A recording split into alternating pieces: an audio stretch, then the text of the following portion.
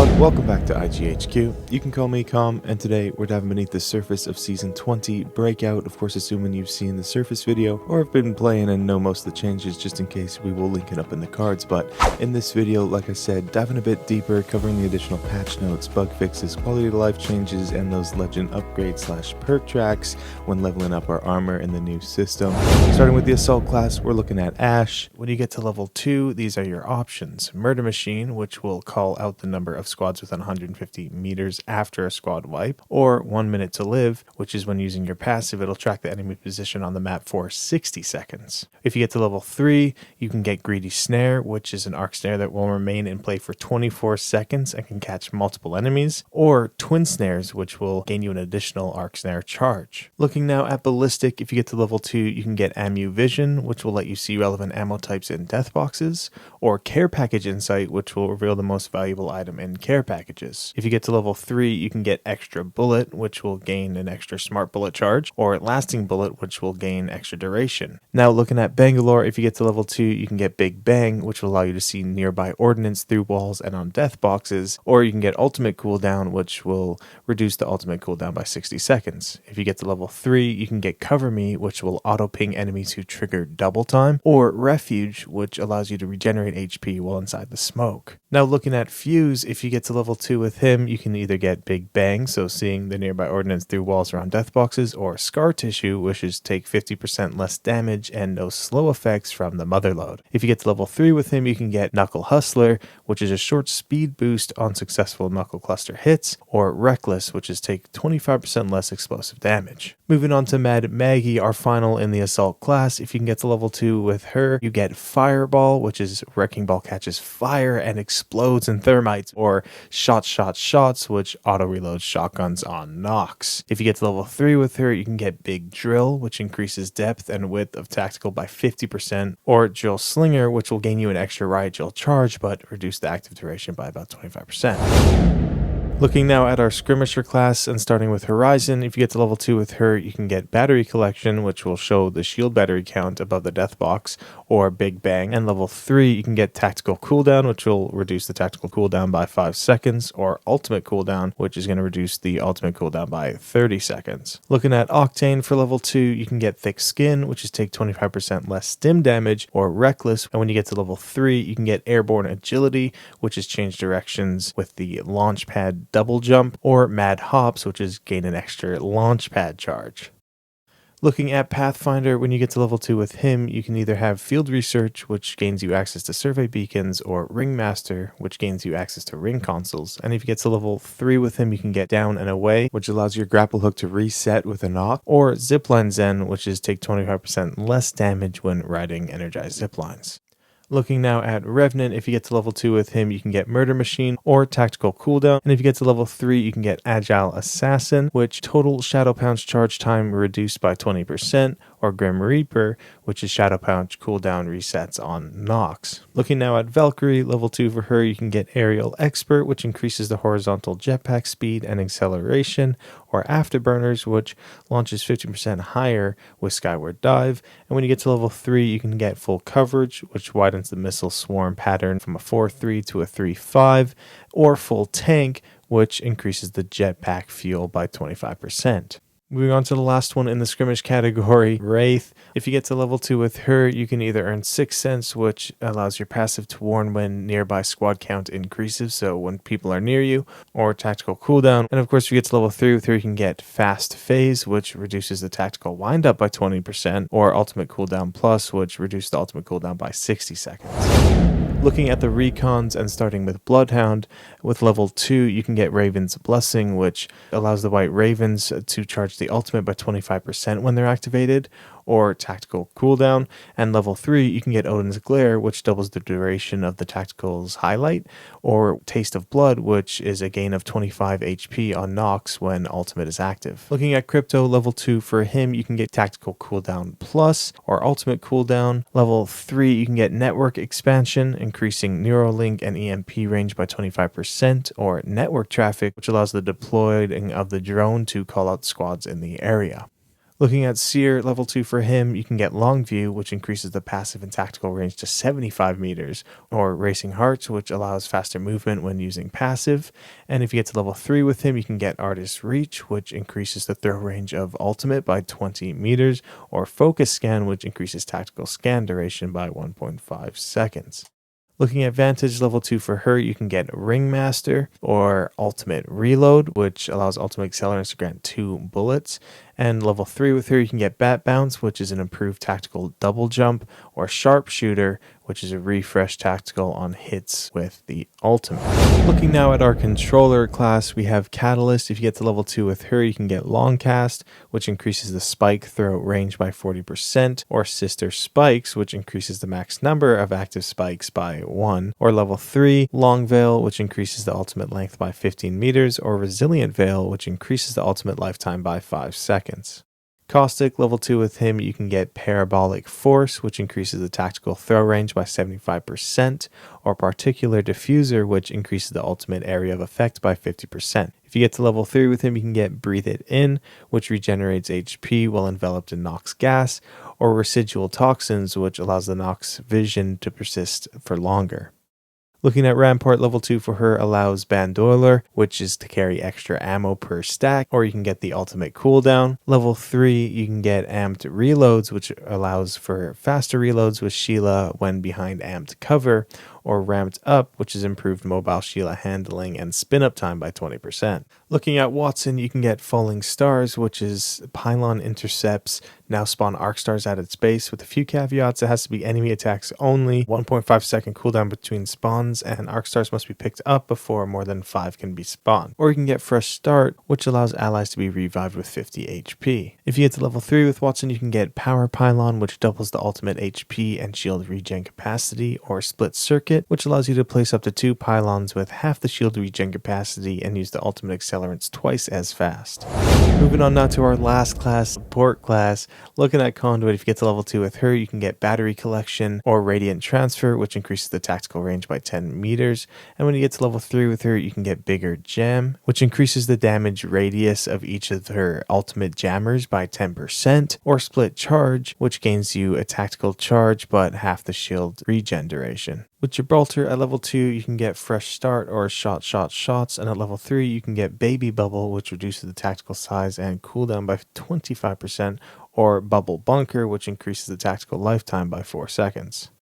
With Lifeline, at level 2, you can get Rapid Response, which increases the revive speed by 20%, or Tactical Cooldown Plus, and at level 3, you can get Gift Wrapped, which the next Lifeline care package is a supply drop, or Shield Stand, which gains a self-revive. Loba, at level 2, you can get High Value, which increases the tactical height and range, or Market Expansion, which is increasing the ultimate range by 25%. And at level 3, you can get Shopping Spree, which Loba can take an extra item from black markets, or you can get the tactical cooldown. With Mirage, at level 2, you can get Miracle Worker, which allows allies to be revived with health regen up to 75 HP, or More Me, which gains an ultimate decoy and reduced cooldown by 30 seconds. At level 3, you can get the Bamboozle bonus, which refreshes the Bamboozle on a successful Bamboozle, or Me Too, which gains a decoy charge, and you can have both active at once. And lastly, Newcastle, at level 2, you can get Swift Shield, which increases the mobile shield speed to weapon sprint speed, or Thick Shield, which is the mobile shield segments gaining 250 HP. And at level 3, you can get Miracle Worker, or Stronghold, which is an increase of 250 castle wall HP, and an extended energized barrier duration to 2 minutes as well. So now that we've discussed all those legend tracks, let me know what legend you've been using or are excited to try. And though this was a big chunk of the patch notes, we have a bit more to talk about, so let's dive deeper into those legend changes that have come with Breakout as well, including the fact that heavy rig legends like Gibraltar, Caustic, Pathfinder, Newcastle, and Revenant have now had an upgraded feel to their visuals to be more like a medium rig now. No actual game speeds have changed, so they'll just feel a bit less sluggish when running. Looking at Ballistic and his sling, the weapons in it will now all have white attachments equipped, and his Tempest effect radius for allies, the range has been increased to 90 meters, was 13. Looking at Bloodhound, however, the ability to, scan your Raven and get the alt charge has now been gated behind that Hunting Ravens upgrade. Catalyst, Her Dark Veil, the lifetime has been decreased to 15 seconds, was 25, and the length has also been decreased to 40 meters, was 55. Looking now at Conduit, her Radiant Flash cooldown has been increased to 26 seconds, was 21, and the temporary shield regeneration rate has been decreased to 15 HP per second, was 20 HP per second, as well as the temporary shield regeneration time increased to 9 seconds, was 8 seconds. So we're not getting as much HP or getting it as fast now.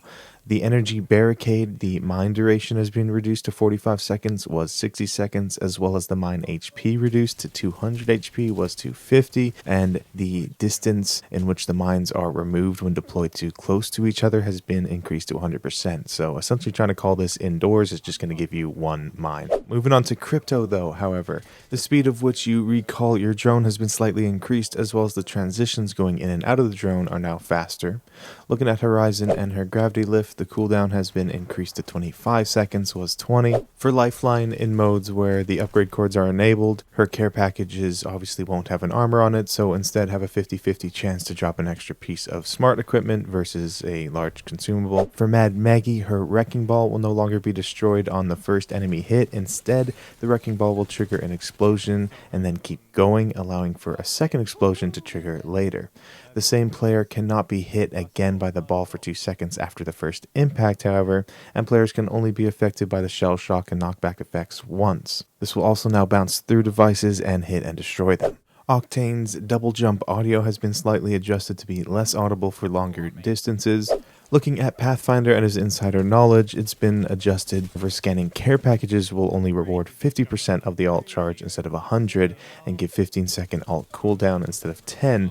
But again, this does apply to the ring consoles and survey beacons, so scanning those will give you 50% of your alt charge as well. Quite a lot of changes to the legends, and before we dive into the weapons, let's talk about the world systems because quite a lot has changed there as well, specifically with the smart loot bins and crafting. So let's talk about the extended supply bins. They'll now give smart loot gear, so players can find upgrades for knockdown shields, helmets, and backpacks in the hidden shelf now. There's also a small chance of granting purple if a player on the squad has white gear or none at all, and there's a small chance for granting gold gear if the entire squad has purple. More reliably, it will now give heat shields and MRBs, mobile respawns, when they're needed, and the increased likelihood of getting a med kit over syringes.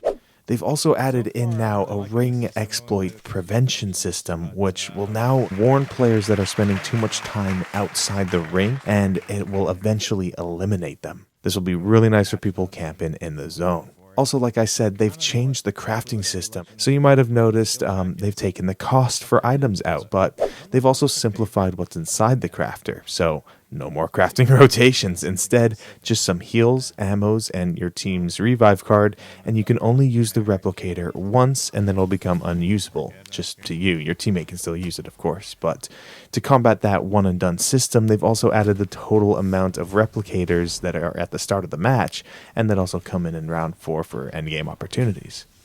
This overall will decrease the time spent with the replicators, as it also provides an instant print, and some additional changes include the ability to access your inventory while crafting, and when the items are crafted and left alone for a while, will auto-reject from the replicator. Because of these crafting changes, Rampart has also had to kind of update her system, so she's provided free loot and some updated variety in her big mod, just no gold weapons, and it'll take a little while to get the weapon from the dispensary. One free weapon per player per match, and of course Loba can still steal an extra weapon.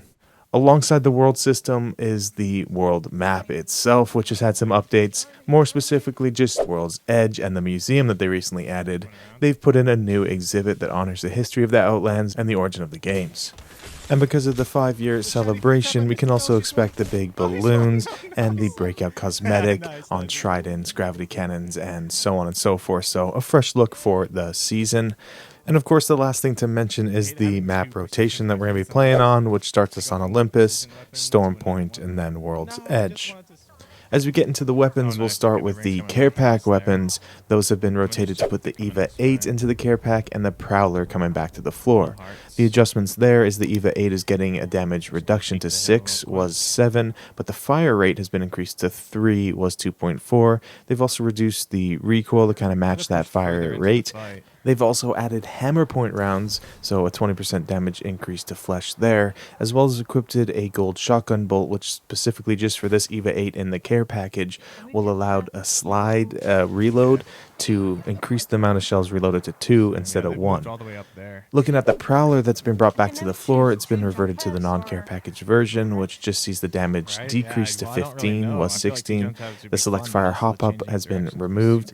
The burst delay increased to 0.28, was 0.24, and the spread delay increased to 0.28 as well, was 0.15. Gold weapon rotation is still happening this season and sees the R3, R45, Mastiff, Devo, and 3030 with their gold variations. And while we're on the topic of weapons, we're going to continue now with the rest of the weapon changes, starting with this 3030. The base damage has been reduced to 39, was 42, and the ammo capacity has also been adjusted. The base capacity staying unchanged at 6, but with a white magazine reduced to 7, blue reduced to 8, and purple and gold reduced to 10. The skull piercer and headshot multiplier has been reduced to 2, was 2.1, and the dual loader has been removed and integrated into the hop-up, which now only loads 1 shell per reload. Marksman stock reload bonus normalized to match other sniper bonuses, and reloading 3 shells in a row will now increase the reload speed by 20% for the remainder of the reload. Looking at the Hemlock, the damage has been reduced to 20, was 21, and the hipfire spread has been increased, as well as the delay of the spread increased to 0.28, was 0.21. The L-Star, it can no longer equip a barrel attachment. The R99, the ADS vertical and horizontal recoil has been increased. For the R301, the hipfire spread has been reduced. For SMG ballistics in general, projectile gravity has been increased across all of them. Projectile launch speed reduced across most of them, except for the Prowler being unchanged. For the ×1 digital threat, it can now no longer be equipped to SMGs. The spawn rates have also been reduced by 20%. For the laser sights, the spread multiplier has been reduced. The white laser sight adjusted to 0.9 was 0.8. Blue laser adjusted to 0.8 was 0.6. And the purple laser adjusted to 0.7 was 0.4. So this is just a big adjustment across the board to SMGs. This season, we did see some updates to Ranked, of course, and the launch of Straight Shot LTM with the start of the season, which I hope the event's treating you well, as well as the new map added to Mixtape. But I just wanted to mention one more thing about the modes, and that is that they've adjusted the loadouts in Mixtape to reflect the meta a bit better, as well as took out the charge rifle in Gunrun and added the Kraber instead. So personally, great choice there. That just leaves us with bug fixes and quality of life / balances. So if you enjoyed this video so far, gain an Apex fact. Again, I know it's a long one, so I appreciate you for being here. Feel free to leave a like or a comment if I've missed something, so we can have all the patch notes in one place. But moving on, we'll quickly list out our bug fixes. Starting with double clicking now in the melee tab will equip items. Firing range W's will no longer clip through damaged doors. Heat shields and legend alt items can no longer be placed on tridents. In match challenge display now lists all 5 challenges. Player created pings can now again be removed. Players will no longer teleport into the building overlooking the fight night ring via trident. Valkyrie can no longer get under the turbine on Olympus. Voice line while picking up enemy banner cards no longer indicates it is a squad mate. Additional audio changes like most in-game dialogue is now synchronized between clients, and squad members can now be muted while spectating. Some graphic changes like the DX12 being fixed and several issues causing crashes. And some legend fixes as well, like Ash's ult and Rampart's tactical / ult, as well as Watson and Loba's ult can no longer be placed while out of bounds. And Kondo's tactical now appears for observers. Mad Maggie's ult now destroys Gibby's tactical, and Mirage's decoys that are destroyed by Catalyst piercing spikes no longer keep the tracks active. Our quality of life changes sees that destructible legend abilities have consistent damage feedback, and objects which previously showed red flesh damage numbers will now show as gray, and the damage numbers will indicate if the object has been destroyed, as well as increased visibility for those gray numbers. In the firing range, the Nessie has been inspired, and you can see a yellow and purple polka dot one. In the gun run, some changes has been made to the victory screen saying you are now the champion instead of team is the champion. Per optic, ADS sensitivity has been adjusted, adding a optic for Seer's passive, which controls how quickly you can turn while unarmed and using his heartbeat seeker. Performance mode aim assist has been turned to feel similar to 60Hz mode. They've added advanced haptics and adaptive trigger support for PlayStation and PC consoles. They've added a dedicated event tab that'll appear when there is an active event. They've also added a death menu and report or mute pings while you're dead. For the Legends tab, they say the selected legend will not reset to the featured one when your cursor is not over a legend. In the Melee tab, you can now select the Deathbox icon.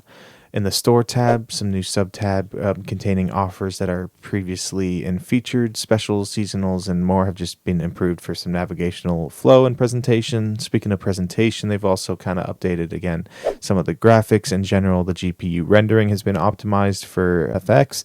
They've also improved low-res effects rendering quality, improved volumetric lighting, improved effects after stepping through a catalyst wall for better GPU performance, optimized effects when taking damage from Fuse Ultimate for better GPU performance, and for PS5 and Xbox SS, they've improved the CPU graphics performance with parallelization of rendering workloads. So we really covered a lot this season, made some big changes. There's a lot to talk about. Let me know if any of these were affecting you. I just appreciate you for enjoying the presentation, maybe learning something new. But as always, good luck in the new season. Stay safe, stay gaming, and I'll see you in the next one. Comms out.